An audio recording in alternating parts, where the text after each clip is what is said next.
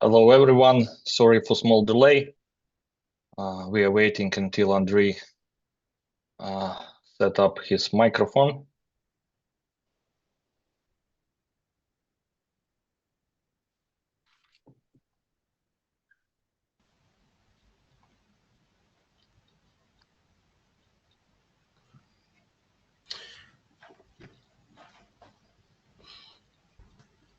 I think you stopped my video. Moment, I'll check. Yeah, maybe. Thank God.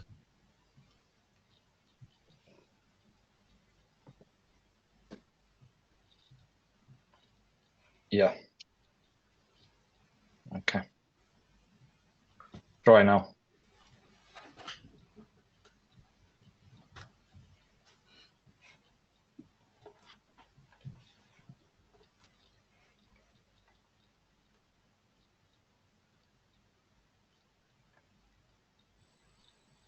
Yeah, now we see. Okay, I hope everyone see us and hear us.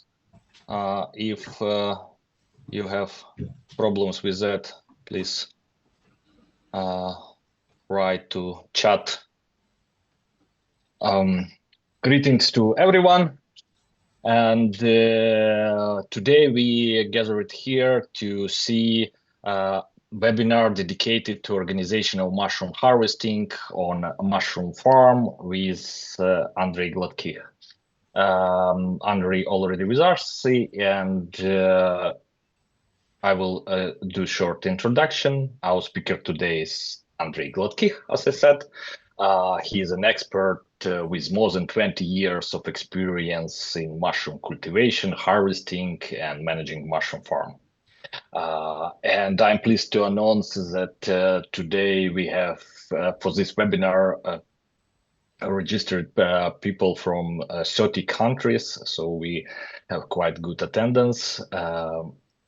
Our webinar today will last about an hour. Part of this, around 30 minutes, will take Andrei's presentation, and afterwards we will be able to ask him questions. While we are waiting for everyone to join, let me shortly introduce UMDIS partners, companies that supporting UMDIS, and thanks to them, we have an ability to create events like this.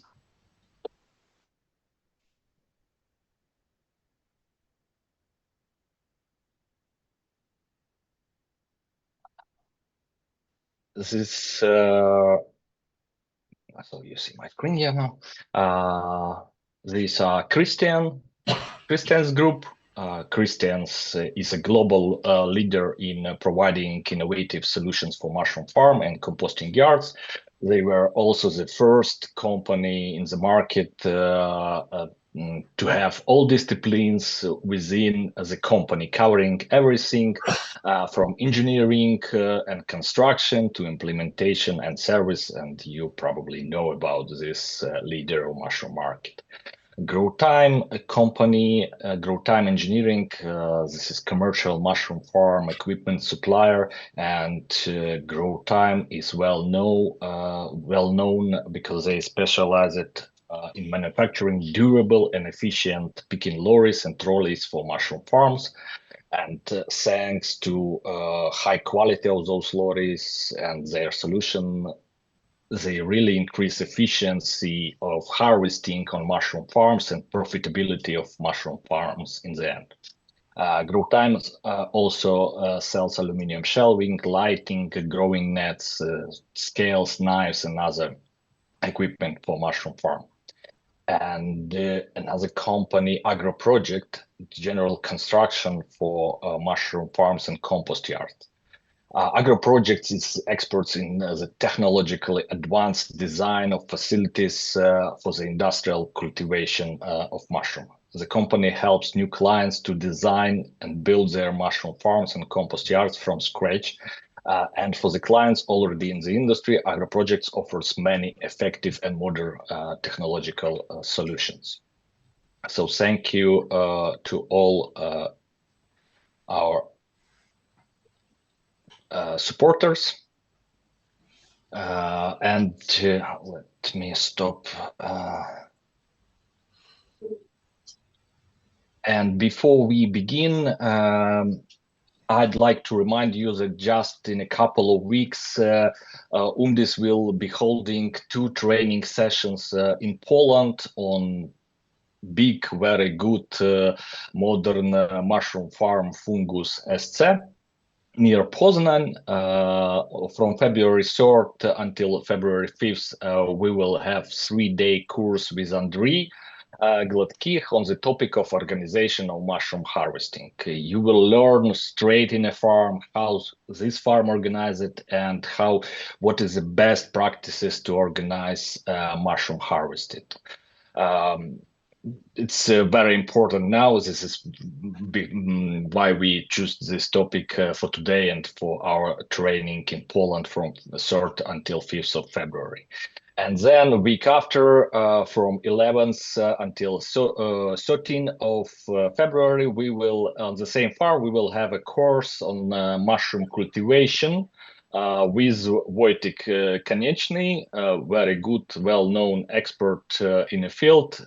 He consults many farms in Poland, and the results are perfect. And after this webinar, I will send to your emails to everyone links to those courses, and I want to announce that to participants of this event, we will have special discount. You will get it on my email. So let's get started. Andriy, please tell a couple of words about yourself, and we are looking forward to see your presentation. Hello, everybody. Thank you, Max. My name is Andriy Gladkih. I do have over 20 years experience in mushroom industry, running large-scale operations across Europe. Today, we're going to talk about harvesting. Of course, the subject is quite big, and I hope nobody expects that in 1 hour we'll be able to learn all the aspects of harvesting. This is just enough to scratch the surface and probably raise a few questions and look at some key aspects and elements. Of course, robotics just around the corner. We hear it every year for probably 10 years now. And as it stands today, 90% of mushrooms are still picked by hand for the fresh market. So it is picking and managing of people that is at the core of mushroom industry. So let's look at the picking. What are the factors that affect picking? Of course, this list is not exhaustive. And one of the key factors which is missing here, I'm sure you all noticed, it's the sales. Andriy, we don't see your presentation, sorry. Excuse me.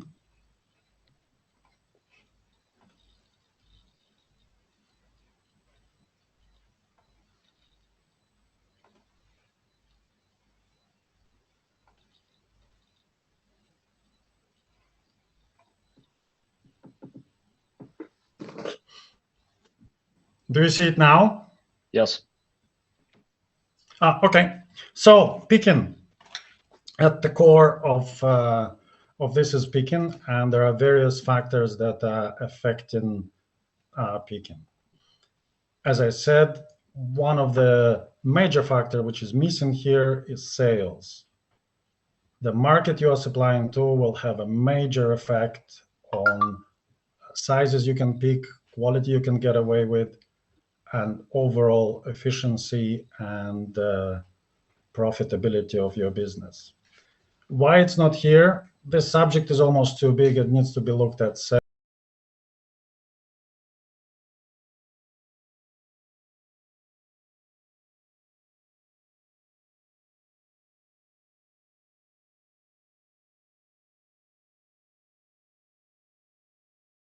Recording in progress. Which one of these factors is the most important? Let's just take a moment for everybody to have a quick look and decide for themselves. Somebody will say equipment, somebody will say motivation, growing. And the true answer is there is no right or wrong answer. In fact, all of these aspects work like planks in a wooden bucket. We can have fantastic growing, we can have beautiful equipment, but if all aspects are not up to scratch, the end result will be guided by the weakest point. So instead of trying to develop one of these to perfection, we rather need to look at all of these aspects and make sure we bring them all up to a standard. Otherwise, yes, as I mentioned, we can have beautiful, wonderful equipment, top-notch growing, but if supervision is not up to scratch, if motivation is not there, we will have an uphill battle to get the good result. Me personally, I actually believe that one of the first factors, one of the most important, although they are all equally important, is motivation. I have, in recent few years, been working on a project where motivation was a significant problem. And without right motivation, it is very, very difficult to make any significant changes, to make progress, to introduce new standards. Of course, motivation, there are different types, and the pay, we have very few people working in mushroom industry, especially as pickers, who are working there for the love of mushrooms. Most are working for money, and prerequisite, our pay system needs to deliver the initial part of the motivation. What's the problem here? Of course, the good pay system incorporates performance-related incentives, bonuses, rewards. That is absolutely essential. The question we need to ask ourselves here and ask our workers, do they have a clear understanding how they're getting paid? Do they know what targets they need to hit? But I'm sure on all your farms that is in place. If we look at various types of motivation, another question we need to ask ourselves, are we utilizing all of the types?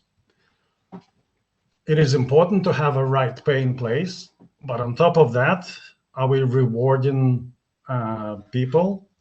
Are we praising people? Are we making them feel important? And ultimately, if we want to make sure all the types are in use, what we need to look at, if our picker comes to work and he wants to do a good job, wants to look after mushrooms and create nice beds and beautiful, nice mushrooms, do they do it because supervisor asked them to? Do they do it because manager told them to do so? Do they want to get money? And if we create right atmosphere and if we create right culture, ultimately that picker not only wants to be praised, not only wants to get money, but wants to do it for themselves. And that is the icing on the cake. When we look at the motivation system, we must be careful that we include everybody. We can have our pickers going hell for leather, picking as fast as they can, maximizing their beds. We can have our key personnel, supervisors doing their best, and management and everybody. But if we don't have porters, for example, on board, they can throw a big spanner in works. So when we look at the motivation, we must include everybody so the whole system works towards the same goal. Then you'll ask me, how about disease control? How can we motivate them? That is a good question, and there isn't a simple answer. I think we probably need to look for inspiration from the likes of Henry Ford. And maybe disease controllers need to be getting premiums for having less disease. And this and a lot of other topics, potters in particular, are not straightforward. That's something that requires quite a bit more time than we have today. And that is something we're obviously looking in quite fine detail at our course. Next is training. First question we need to ask ourselves, do we need a trainer? Of course, training is important. Everybody understands that. There are various aspects to training of mushroom pickers. And the question about whether you need a trainer or not, I think everybody needs to answer that for themselves. My view here is if you have a turnover, and most of mushroom businesses do have turnover, if you only have 2 or 3 people starting a month, you probably don't need a trainer. But if you have anything like 10 or more a month, then for sure you need somebody specially designated to that important position. Also, when you're choosing somebody for that position, you need to look for right skills. And yes, an experienced picker can probably show pickers what to do, but you need to be careful. That person needs to show them the best correct technique. Training people from the beginning into bad habits will cost you efficiencies. Trainer needs to be somebody who is patient, somebody who can teach, somebody who can show, and ideally somebody who can start the motivation, start what I call mushroom disease, that pickers want to pick more, want to create nice beds and produce beautiful, nice mushrooms. Is trainer and supervisor the same person? Most of farms think the same, but I don't agree. Supervisor has to have different skill set. Supervisor is actually somebody who will be pushing for getting right yield, somebody who will be motivating pickers to go faster, to leave right mushrooms, to pick right mushrooms. And the skill set of trainer and supervisor are actually different. So supervisor, and most of people select supervisor from experienced pickers. And like I said, I don't quite agree with this. They need to have slightly different qualities. They have to have ambition. They have to have leadership skills. People's skills are more important than knowledge of picking. Drive is more important than years of experience and knowing what mushrooms need to look like. The energy. Why do I think that? I think it is relatively easy to train somebody to understand how the good bed needs to look like. Of course, to train a picker to be able to pick that the bed looks right takes quite a bit of time. But if you want to make a difference, if you really want to bring new standards and progress, you may as well bring supervisors from outside and train them into your right settings, and then you can improve and you can move the whole system in the right direction. Now, when we talk about training, of course, there is a huge amount of best practices. And the question here is, it's not a secret anymore. Everybody knows that you need to graze pick. Everybody knows you need to use passes. Everybody knows you need to use one-touch technique, keep moving, and so on and so forth. That is not a secret. The secret is your key personnel motivated enough to make sure all these best practices are implemented and followed day in and out. And that is the skill, and that is the question. Now, we can talk about ergonomics, which is another big subject. And I'm sure all of you can have a look at these pictures and within few seconds notice loads of problems. I'm sure none of this happens on your farms, but maybe somewhere on your neighboring farm or your competitors. Yeah, of course, we can all say the position is right, working in the wrong direction, equipment is not set up right. So what's the question here? Question here is, are your supervisors noticing this quite as fast? And more importantly, not only do they notice these problems, do they correct them fast enough?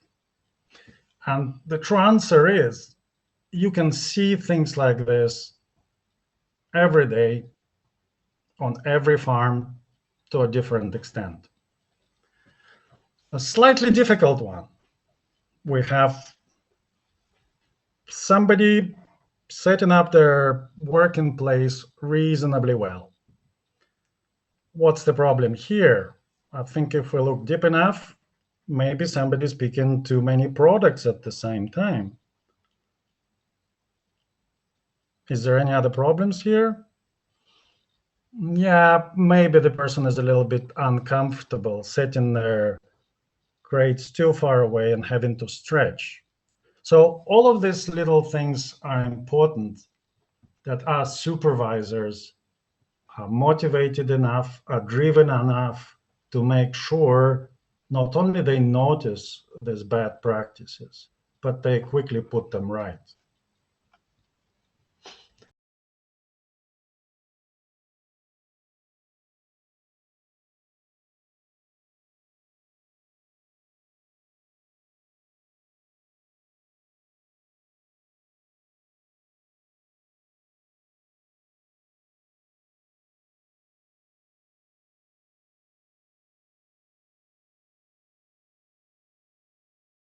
Recording in Today. progress. What's the problem? The problem is some of those mushrooms have been under stress, and of course, they're not going to grow into maximum size. They're going to be misshapen, and we will lose the quality. Next slide. What do we see on the left side? That's the beginning of the day. Again, we see some clumps here. Middle of the day, the pickers have tried to separate them out, have done reasonable job. What happened later? Supervisor was busy doing something, got distracted, got pulled to the meeting. What did picker do? Absolutely obliterated that area, took all the mushrooms, and that happens very quick. So supervisor, of course, needs to be present at all times to provide instructions, to check the beds.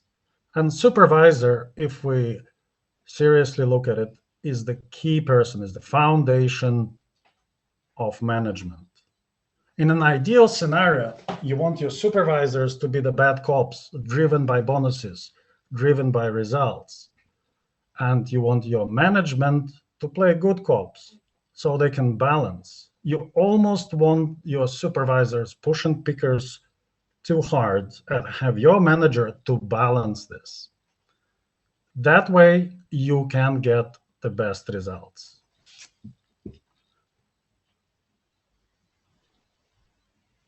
If we look at the basic structure, we have a manager at the top, and the picking structure, the absolute minimum contains a picking manager, supervisors, pickers, and porters. Of course, some places don't have porters at all. Question here, do we need a trainer? Do we not need a trainer? Like I said, everybody will have to answer that question for themselves. We go to a slightly bigger farm, and of course, due to complexities, due to the sheer size and amount of work, we definitely need a trainer here. And this is probably as simple and as workable as it's gonna get. We can dream up loads of different positions, add them, but the reality is keep it simple, keep it workable, and it works. And that's probably the largest farm structure. And if it gets too big, the thing you do is you break the big farm into units, and each unit will have assistant manager or manager, doesn't matter how you call them, supervisors, trainers. And of course, there are some positions here that need to be allocated separately: product coordinator, quality control. That becomes just a bit too much for your management.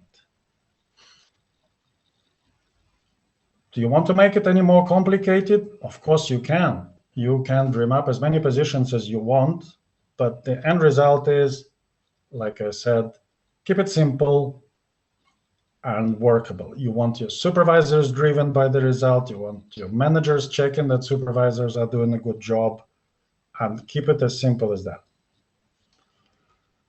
Okay. I think, learning from experience, this is the summary of what I believe a manager, a supervisor can do. You can try and spread the supervisor and have him looking after 30, 40 pickers. At the end of the day, you will start losing the quality of their work. They will simply not do something. It's a simple calculation. If supervisor has 20 pickers to look after, that's about 3 minutes per person per hour. And you definitely need that for them to be able to check their beds, to give them instructions, to check their quality, to make sure they're working in the right direction, and to plan their next move.